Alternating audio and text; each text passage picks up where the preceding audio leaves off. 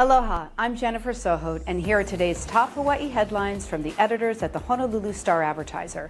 Also, a huge mahalo to Long's Drugs Hawaii for sponsoring the show. Head on over to your neighborhood Long's Drugs for all your shopping needs. A Long Island architect has been linked to a string of unsolved killings known as the Gilgo Beach murders.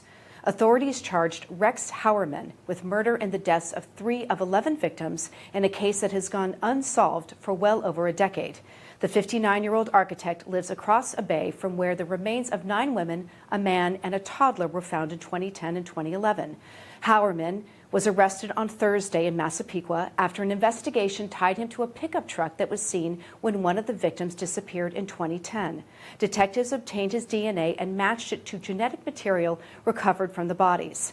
The case has drawn wide notoriety and was the subject of a 2010 Netflix film. Howerman pleaded not guilty at an arraignment hearing today. Hurricane Calvin gathered strength overnight to become a major East Pacific storm. Calvin was 2,050 miles east-southeast of Hilo at 11 this morning. The National Hurricane Center in Miami said the Category 3 hurricane was packing maximum sustained winds of 125 miles per hour and was moving west-northwest at 16 miles per hour. Hurricane force winds extend up to 35 miles from Calvin's center, and tropical storm force winds extend up to 115 miles. Forecasters say Calvin could continue to strengthen before it begins to weaken tomorrow. The storm is expected to continue moving west to west-northwest over the next several days. Forecasters expect Calvin to reach the Central Pacific by Sunday and project it to be a post-tropical storm with winds of 40 miles per hour when it nears the Big Island on Wednesday. The National Weather Service in Honolulu said the state will likely see effects from Calvin starting Tuesday.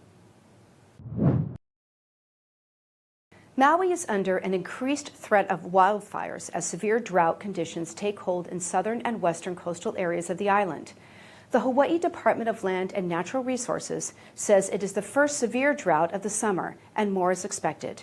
The West Maui Mountains and Central Maui are experiencing moderate drought conditions, while East Maui is abnormally dry. That's according to the latest data from the U.S. Drought Monitor. Kaho'olawe, West Lanai, and Molokai are also abnormally dry, while a section of southwestern Molokai is experiencing severe drought. On Oahu, the monitor shows abnormally dry conditions along the southern and western coastlines, from Hawaii Kai to Kaena Point.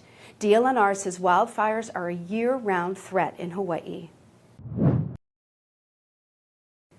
A woman is in critical condition after she was struck by a car while crossing Farrington Highway along the Waianae coast.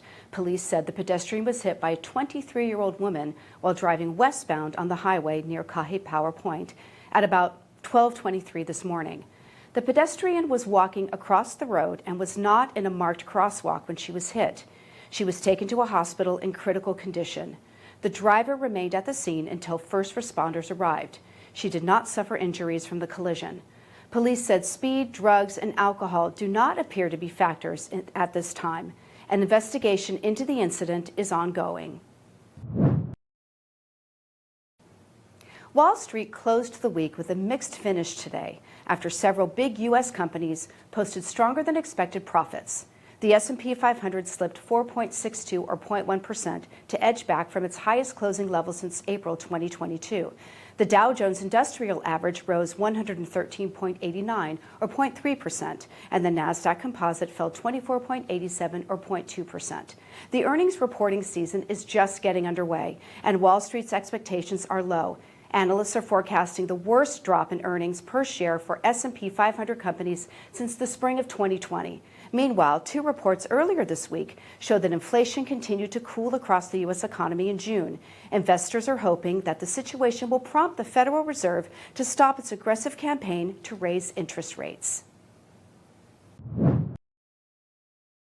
For more on these stories and all the latest headlines, subscribe to the Honolulu Star-Advertiser, visit Hawaii's top source for breaking news online at staradvertiser.com, and download the Star-Advertiser mobile app.